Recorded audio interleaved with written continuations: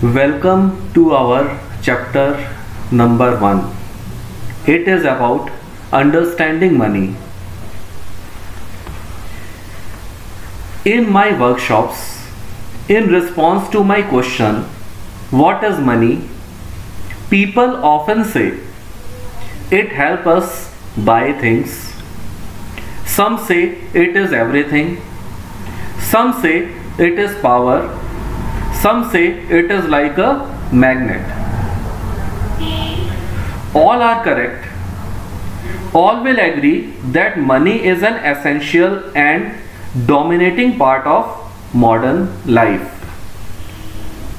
The dictionary meaning of money is a medium that can be exchanged for goods and services and is used as a measure of their value on the market or a means of payment. It is an officially coined or stamped metal, currency or paper money and demands for of deposit.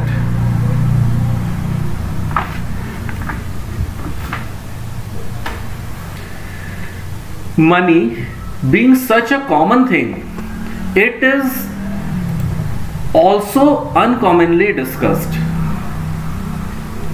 We avoid discussing money with our children. We don't talk about money with our children because it seems to us that money are never or they are not at the right age to talk about it. We don't talk about money with our friends because friends are for fun and we should never discuss it with them. We don't discuss it with family because we don't wish to burden them. We never want to be labeled as a money-minded person. We avoid talking money with society, co-workers, employees, or anyone. In a nutshell, whatever the reason may be, we refrain from talking about money with anyone, making it appear like a taboo subject.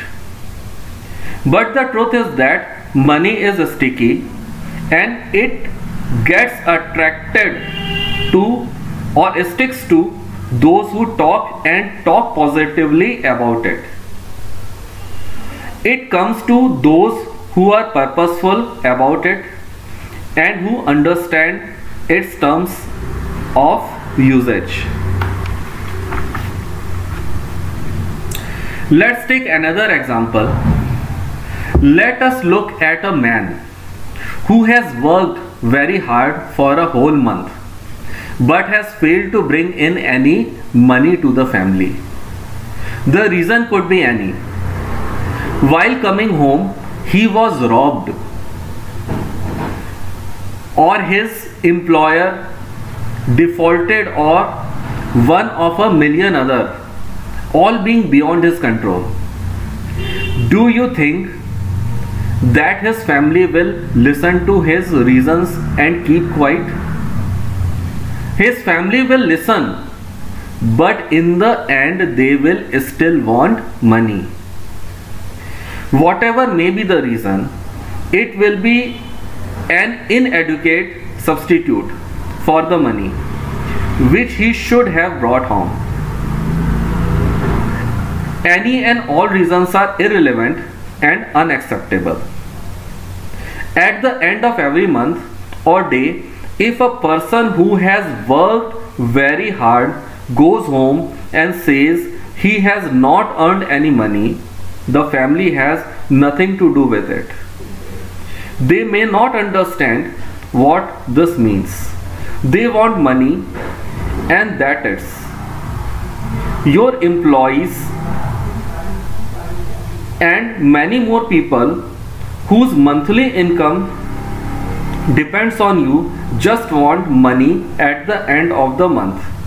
Whatever you had made money that month or not is irrelevant.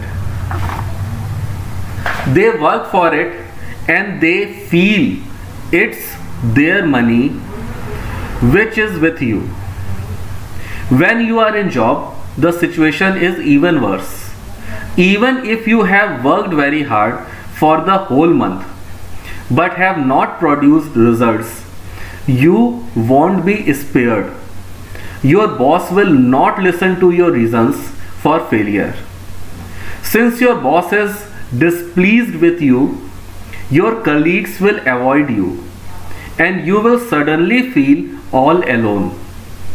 None would be interested at all to listen to your reasons. As a result, you will start doubting your own worth.